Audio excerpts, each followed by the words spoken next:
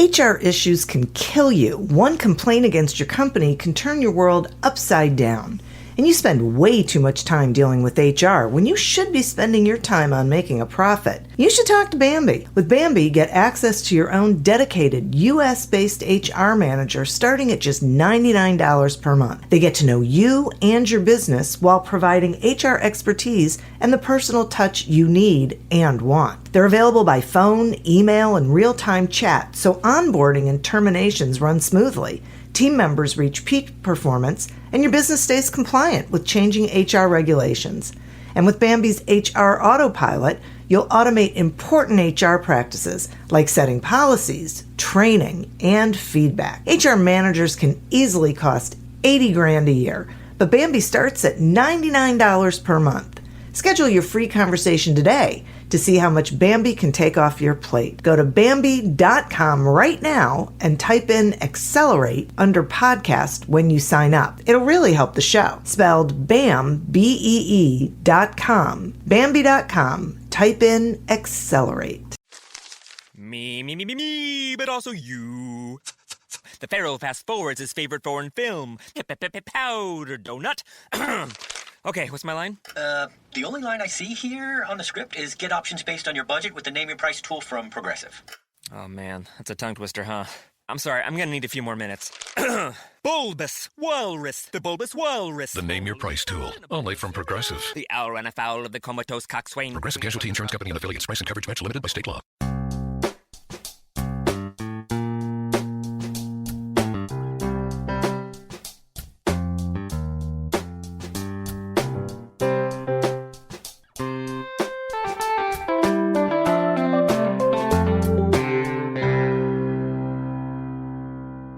Welcome to Accelerate Your Business Growth with your host, Diane Helbig.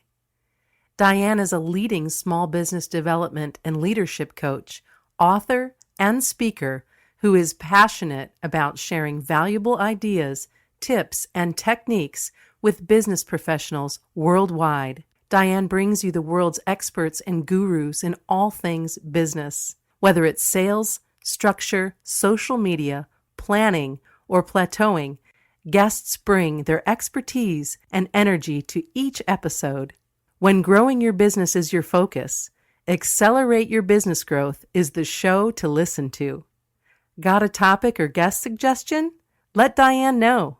The goal is to make sure you have the information you need to move your business forward. Thanks for joining us. Settle in and enjoy. Hi, everybody. Thank you so much for joining us. Today's podcast is sponsored by Audible.com. Audible.com is a leading provider of spoken audio entertainment and information. Listen to audiobooks whenever and wherever you want. Get a free book when you sign up for a 30-day free trial at audibletrial.com/businessgrowth. Accelerate Your Business Growth podcast is enjoying inclusion on lists of the best podcasts to listen to, and I am over the moon about that. We continue to gain recognition as a great resource for small business owners, sales professionals, entrepreneurs, aspiring entrepreneurs, and that is really because of the guests who join me to share their expertise so that all of you can, take nuggets of what they have to share and use it in your businesses. Today is no different. Today my guest is Justin Hartzman, a serial entrepreneur. Justin understands what it takes to guide a startup from concept to funding to a multi-million-dollar exit. As co-founder and CEO of the first ever RoboAgency, Needles, Justin has identified and filled a desperate need to the underserved small business community, lending to the entrepreneurial mindset and quick thinking that has positioned him as a leader in his space. With multiple exits under his belt, he has built Needles into a scalable business from the ground up, securing millions in funding and expertly planning an exit strategy for the future. Thanks so much for joining me today, Justin. Well, thank you for having me. It's a great introduction, but really I'm just a regular guy trying to be useful and helping small businesses and business professionals and salespeople alike, just like the people who are served by your podcast. It's been a really interesting story got me to where I am, but I'm always about trying to serve that community, which I find is quite an underserved community out there. Everyone wants to go to enterprise or to the largest sales, but no one wants to help us, the little guy. And I was that little guy, and I continue to be as we grow these businesses. And I know what I need, and I know what isn't out there, and I keep trying to bring that to the community around us. So good pairing. Thanks for having me. I appreciate it very much. Hope we have a good interview today, and I can be useful and give some tidbits of information for people to take away. Well, I am sure that you can. The subject that we're talking about today is failure, which I think is such a great topic because I think it has so many emotions attached to it and so many connotations. But, you know, we're going to be talking about how failure can actually fuel success. So, you know, really putting it where it really belongs. So to start there, start with, you know, with this topic, I would like you, if you would, share with the listeners a time when, you know, you had fear or even failure and what you did to overcome that and really go ahead and be successful. Cool. Let me just break that apart because I think there's two things there. We're talking about fear. We're talking about failure. For me, fear just fuels my drive to want to do something. You know, a wise man once said, the best things in life come on the opposite side of fear. So always take that step to the other side. That was Will Smith, by the way. But I think it's a very good quote to understand. And for me, I always like to take that next step because fear is only limiting within yourself. And if you can take that away and go, well, what's the worst that can happen here? I think great things happen. And most people have, you know, had fear to get started. That's one. But talking about failure, I think there's a couple of different levels at which we can speak about that because there's the day-to-day quote unquote failures that you might have, or essentially the ebbs and flows that happen in any life cycle of a business or an entrepreneur. And there's the big things that you just didn't see coming. So I definitely have had my fair share of both. I think I'll tell you a little bit story of one of my major failures and then a couple of the things that happen daily that you can see and how I deal with them and how I think other people can deal with them. So, after selling two companies within a single year, 2004 or 5, we got into 2 new businesses after that. When we sold ours, we knew how to build websites, how to market them. So we opened a company called All You Can Eat Internet. All You Can Eat Internet was an internet consulting firm where we did everything for you online related. We also opened a company at that time called WeSellYourSite.com because there wasn't, and again, always trying to fill the gaps in the markets or the needs, a company called WeSellYourSite.com. And in 2004-5, you know, using the name of exactly what you did in your URL was the way to go. It wasn't about branding like it is today. And that's because there was no one to sell my businesses. So we had to become that brokerage and really pioneer that. So anything that was between $1 million a year in EBITDA and $50 million in EBITDA, we sell to fortune companies, private equity firms, entrepreneurs looking to build their portfolios, or just people who wanted to move away from traditional investment types like real estate when the real estate market was bad and move to online. So that was great. They were going very well. And to this day, they're still continuing to go well. I don't run All You Can Eat Internet anymore. We've passed that along. And actually, just as of a couple of weeks ago, I sold WeSellYourSite.com, which was our third exit, which is a lot of fun. But while we were running those businesses and selling other people's properties out there, we're going, wow, this is really cool. Look, these sites are selling for $1 billion, and they're growing their teams and cultures. And we wanted to get into that startup world. But if you get in and there's no support for you where you're located, or you don't know what you're doing, you think you know because you've had some mild success before, that's not always the best way to go in. So educating yourself is obviously key. And what we decided was to open a website called ticketflow.com. And Ticketflow is essentially your kayak.com, but for secondary tickets in the concert and sports arena. So what we wanted to do is a one-stop shop, much like you have SeatGeek now. We kind of started at the same time, and they succeeded, and we did not, hence the story here, where we would aggregate all the information from all the different individual ticket sites out there and bring into a single source so you can find the cheapest place or the place that had the best tickets in general. But at that time, this was, I think we're in 2007, 2008 at this point. It took a lot of education to come out of the gate to tell people there was something else besides Ticketmaster, or at that time, eBay tickets. And to educate a market is very, very expensive, like very expensive. So think about that. If you're trying to get into something that's brand new and it's completely different and it's not understood, it takes time, effort, and a ton of money. And we were just underfunded at that time. For us, we thought it was amazing. We had this investor. They invested $100,000 in the business. We got it off the ground. Things were going great. But finally, after 6 or 7 months, when we knew that there wasn't enough marketing and too much education needed, that we just had to shut it down. So we learned a lot about how hard it was to build these very robust, data-driven aggregation businesses, and then how hard it was to educate the community afterwards. So that was a pretty significant fail, where we put other people's money and our own money into it. What we learned from it was to go out there and find the things that people need and want, not just what we think they might need and want because we had a specific need. So go out, do that, get that information, get that feedback, get that validation, build an MVP. Everyone talks about it, super important. Even if it's they say, I want to go to a Jay-Z concert in Toronto, and they just put that into a search box. Nothing happens in the background, but you have you and your team going out and searching for that information, emailing it to them later and giving it to them. You at least will have validated that it worked and they bought a ticket later versus having to build the technology first. So big failure, but something that I definitely learned a lot from. But day to day, I think more important is the things that happen on a daily basis. How do you adjust yourself when learning from your team members and the people around you? That didn't go well. Why didn't it go well? We're down this month. Why are we down this month? And really dig into each and every aspect of it. And then always come away with, what is the lesson that I have learned from this, and how can I avoid it from happening again? Well, those are pretty standard words. People forget about it a lot and just go, oh, that was terrible. I had the worst day. Tomorrow will be a better day. Tomorrow is only a better day if you spend the time to learn from your previous mistakes. Hope that answers that question.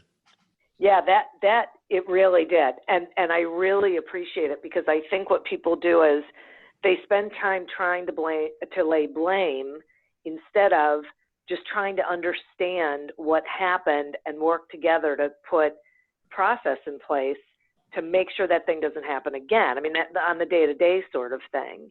Well, yeah, and what people don't get, like, as the CEO of the company or a partner in a company, you have people who work with you. And I think that's an important distinction, that people are working with you and they want to be there because they believe in what you're doing. They're not working for you. I think it's a major change shift that we have in this market. The fact is, as the leaders at the company, all of them, the person to blame is me at the top, if that's me in that organization or anyone else who is there. Don't blame it on your team. You either didn't give them the right resources to do the job they had to do, you didn't explain it well enough to them in the first place to get the results that you're looking for, or you hired the wrong person to be in that job. You had the wrong horses in the race. So the fact is, always, I'm the first, and this hasn't always been this way. Please understand that. It's a mentality shift that I've had over the last 3 to 5 years. Is it's always my fault. How can I fix that?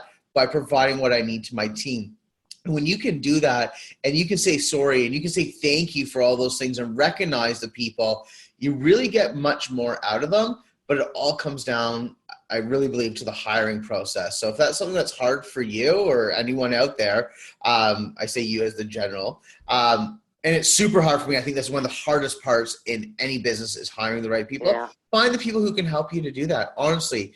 And you know what I found out, just another little tidbit for people who are, if you're a startup founder or you're specifically a Slack user, which is for anyone across the board, but there is an integration to a company called Bonusly, and Bonusly is a great company. That's bonus.ly.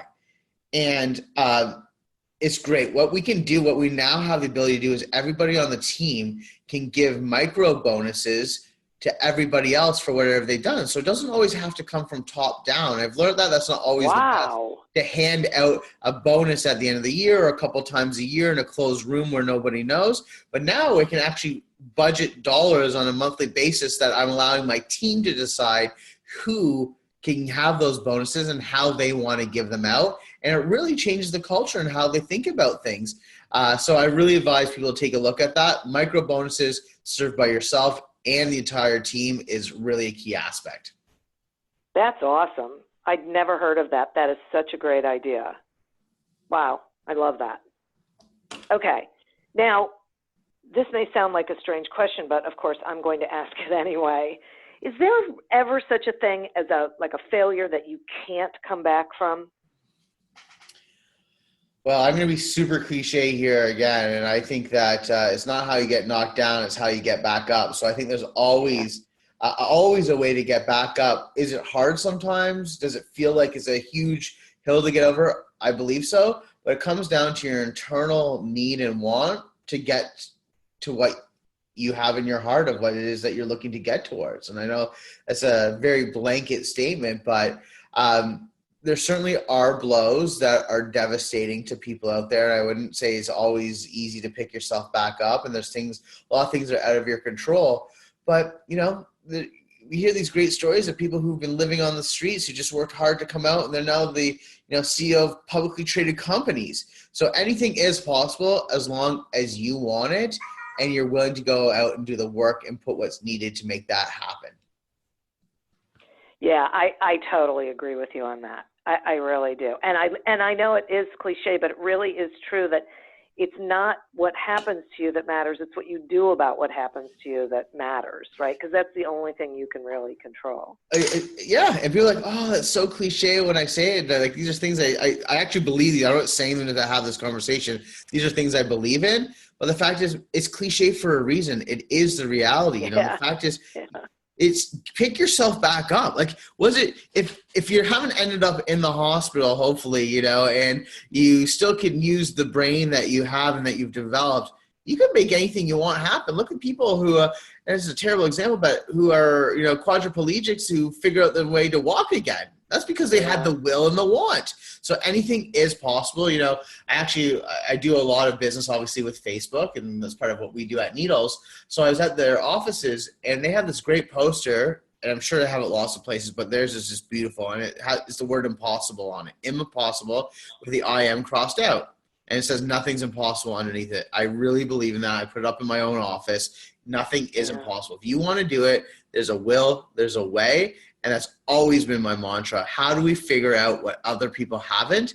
And if we can't, either we're a little too early, and we better figure out that way to do it ourselves either way. Oh, that's great. Okay, now I have a flip side question, which is, do you think someone can be successful without ever experiencing failure? Well, there's failure at so many different levels. So success, when you hear this, put anyone's name into the sentence that they've done this amazing or they had this awesome exit, okay? You hear about those great stories. If you dig in, though, you'll know there's so many of the ups and downs that happen. So I honestly don't think that someone can have had success without some level of failure that's happened to help them grow and understand, because usually the failure is what pushes that future growth. Yeah, I get that. I think that's do you think, let me set that back to you. Do you think it's possible that someone's gone through and never had any failure? I don't, because I think it's part of how you learn about what works and what doesn't work. And I think it's how we look at it. Like, I don't look at it as failure. I look at it as learning about how something doesn't work, so you just don't do it again that way. Absolutely. So, and that's like my style of learning. Other people's styles, like I'll read in a book and I get, other one's a visual learner, or I'll go read, or I'll go to classes. I'm just a guy that trial by error. Let's just go give it a try. And, sometimes it works out really well. Sometimes it doesn't.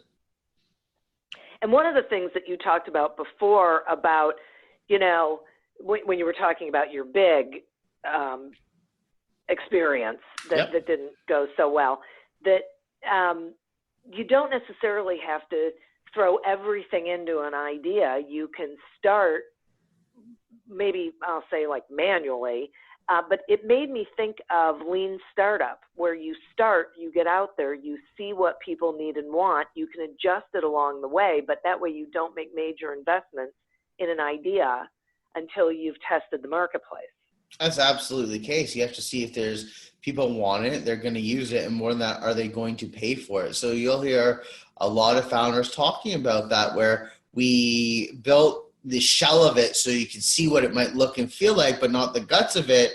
We went out and asked people, are they willing to try it? And after we asked them if they're willing to try it, we asked, are they willing to pay for it now? And we'll deliver it them 6 months from now. And if the answer was yes across the board in enough numbers, that's when they decide to put that investment into and move forward with it.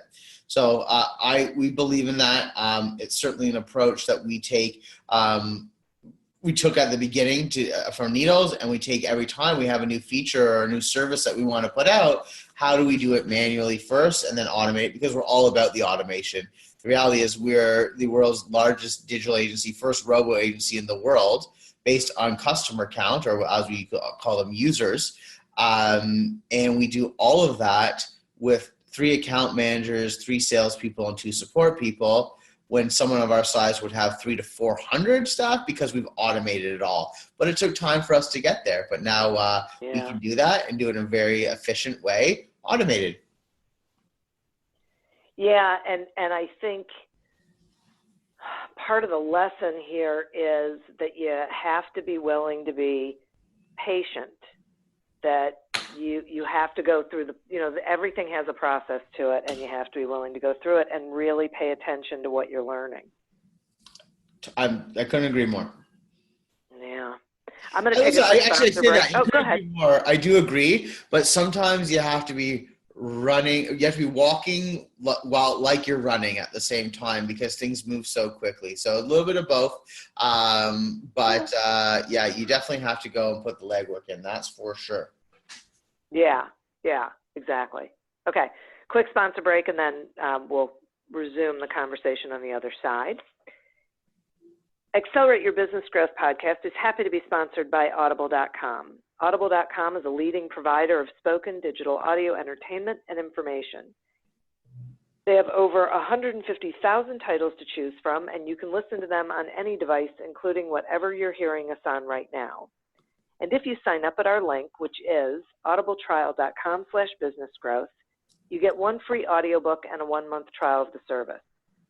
Some examples of books you can listen to on audible.com are Transform Your Company by Alex Vorobieff and The Irresistible Consultant's Guide to Winning Clients by David A. Fields. So visit audibletrial.com/businessgrowth, explore the books that are of interest to you, and receive 1 free audiobook when you sign up for the trial. Today we're speaking with Justin Hartzman about how failure fuels success. So Justin, if we've got people listening and they're maybe feeling a little, insecure or less than confident, and maybe they've had a couple of failures or they're afraid of failing, what advice would you give them around developing their confidence? I think a lot of that comes from building your network and knowing that it's okay to be vulnerable. Again, something I've learned over the last little while, opening up, the more truthful you are about things and the more you're open about having those true conversations, the more value you'll get from the people that you're talking to around you. And often they'll be able to help you figure out that next move, what happens next. So based on me saying that, if anyone has some questions and, I don't know you and I'm not going to judge you, I say this all the time, please feel to reach out to me directly. I'm going to give you my personal email address, which is jh@needles.com. That's jh@needles, needls.com. You have a question, you have a concern, you're afraid you don't want to ask your partner because it's awkward, reach out to me. Happy to give you any direction that I can, or I have a wide network. I'm happy to send you off to someone who might be able to answer that question better for you. But the idea is pull your socks up, stand straight, go, and someone talks about the Superman or super person pose. Go into your room and do that, and put your head up and go out and just give it a try. That's all I can say. Just keep trying. That's great. And thank you for offering to the listeners to be able to reach out to you. No, pleasure. So, and I agree with you. I mean, I think your network is really important, and I think resources. And I'm wondering if you can share some of your favorite resources, things that you rely on when you're tackling things that seem like they're impossible. Well, as mentioned, like I just have a great network of people, whether they're mentors to me, whether they're advisors at my companies. You know, thankfully my wife can listen to me and give me the advice that she has. I have two great co-founders who we've known each other since we're 6 years old. So we know each other left, right, and center. We balance each other out. When something's going on, we can always go to that other person. But honestly, people just listen to podcasts like this or to other startup podcasts out there. You'll have heard from the most successful people and what they've done and all the, you know, I don't know if the crap that they've gone through, but you'll learn from that. So there's definitely a lot of great podcasts to learn from out there. I find that's the best way. Instead of, you know, listening to what they actually have to say, how they solved it and how they move forward makes me feel better. And I get that, you know, you said in your introduction, take that nugget away. I might listen to an hour podcast and take 30-second nugget away, but that may have changed my conversion rate by 2%, which is the difference between making money or not making money. Or it could have been, you know, a marketing method that now drives sales that we never had previously. So just always be a learner in every way that you can, and take it in. Don't think that you know stuff, because you don't know anything until you've tried it and done it, and you're always learning. Yeah, and it's not, what I always tell people is, as the leader, it isn't your job to know everything. It's your job to pull in the resources, whether they're people who work with you or, you know, people on podcasts or books or stuff, whatever it is, to pull in the resources to make sure that your organization has the information that it needs. You don't have to have all the answers, but you do have to make sure that you find the resources that can help you get the answers. That's absolutely the case. And like, again, surround yourself with smarter people. Hire smarter than you. You know, doesn't mean that, you know, like, don't look at that as a negative towards yourself. That's like a really big super, you know, a super skill that you can have for yourself, is to surround yourself with the best people. Yeah, exactly. That's really great.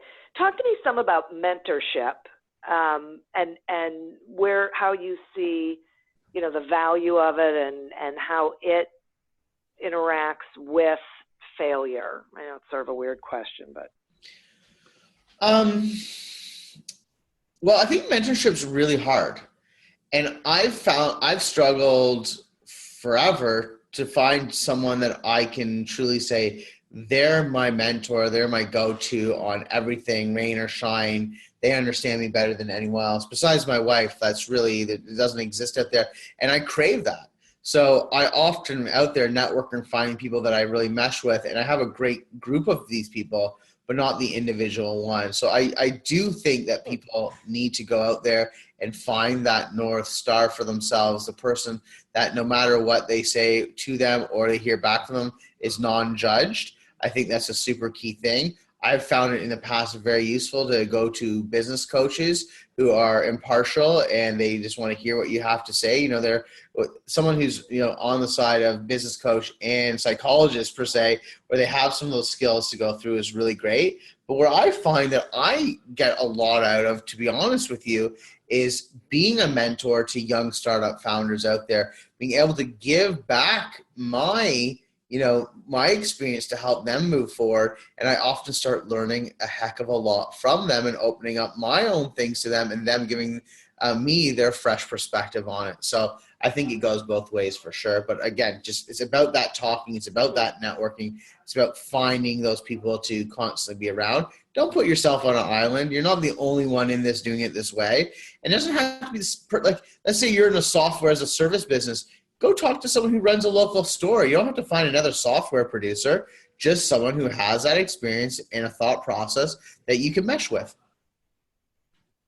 Yeah, thank you so much for that. I think that's great, because I do think a lot of people, expect that they need to be talking with someone who is in their industry because they think that's the only way they can get someone who understands what they're going through. But, you know, business is business. And so it's not so much the thing that you sell as the experiences of being a startup, a founder, a business owner.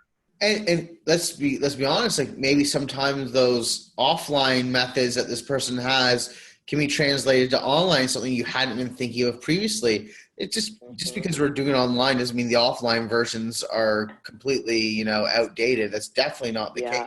And specifically as you know, internet marketing becomes harder, as internet advertising, social advertising becomes more difficult, more expensive, people are reaching back to some of those more traditional ways to capture these markets, like going back to TV, going back to print, or to lumpy mail and sending things out to people. So take it all in, think about it, try it out again, do it in little bits, and if it works, scale it. Remember, everything can be done at the smallest scale. Just create it in a way that you can scale it out at a later time. That's great advice. Okay, so give us a quick overview of needles, because I don't think the listeners really know what that is, and then, you know, share with them how they can. You've already shared how they can reach you, but I'd like you to do it again, and then you know, what you've got going on. I understand you have an offer for the listeners. Share that as well. Yeah, no problem. I'm happy to. I'm super passionate about this, so I'll keep it as short as possible. Probably much like many of the listeners today who are listening, I was a small business, we were small businesses, and we're always looking for ways to grow. And the reality is most tools were built for what I call the big boys out there, so enterprise level. And I really saw there was a need in this market to help small businesses grow, especially through advertising online, which is a huge market to get to, but it's expensive if you don't know how to do it well. You know, status quo options are do it yourself, which is hard and gets expensive when you don't do it well, or go to a typical digital agency. And digital agencies cost anywhere from $3,000 to $5,000 startup, 25% of every dollar that you spend. And when you have a small budget, and you know most small businesses are starting at the $500 to $1,000 a month in ad spend, they're really not giving you the time of day or the person who can really do a good job for you in the first place when that account manager is fresh out of college and they're just doing what they've been told in general. So we wanted to flip that on its side and say, let's fill this desperate need and let's become the first RoboAgency. What does that mean? That means we're using artificial intelligence, natural language processing to understand everything about you and do your full advertising campaign on your behalf, fully automated. So in 6 questions, we know who you are, who you want to sell to, and what it is that you want to sell.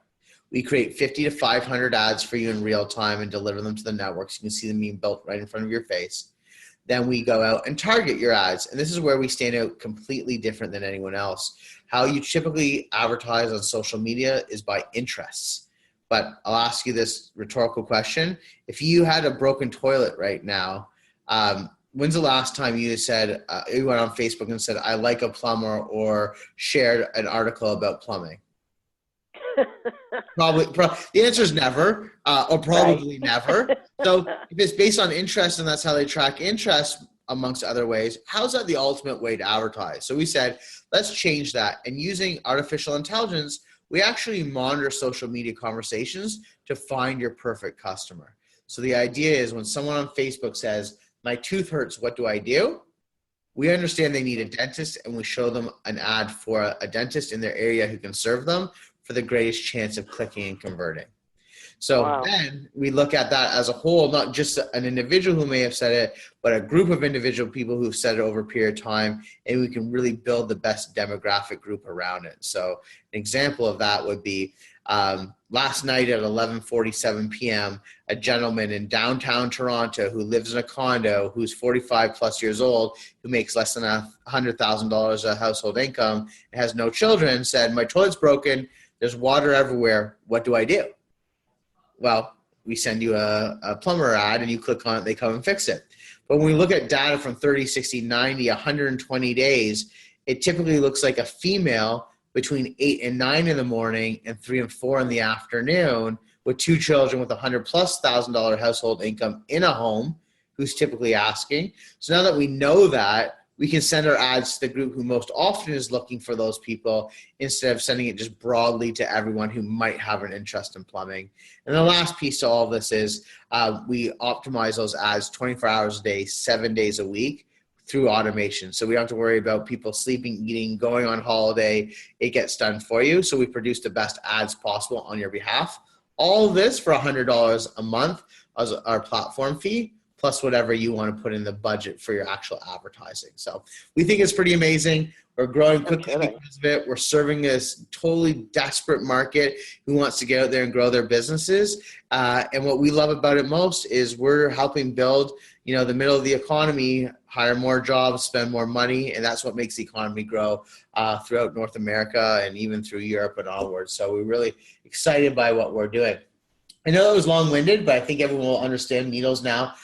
Anyone who is interested, again, you can reach me at jh@needles.com, needls.com. But anyone who's listened to this podcast, if you want to go to needles.com/AYBG for Accelerate Your Business Growth, that's needles.com/AYBG. You'll go, and I'm offering today 35% off that $100 a month platform fee for an entire year. But there's no contracts, no commitments. Come and go as you please. As long as you're with us, you get 35% off that fee. Happy to provide it for everyone. Wow, that is so great. It's a great thing you're doing, and that offer is so wonderful for the listeners. I truly appreciate it.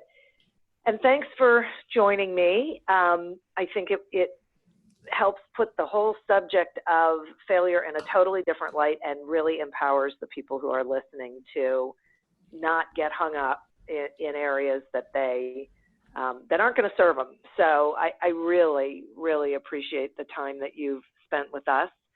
And I want to thank the listeners and our sponsor.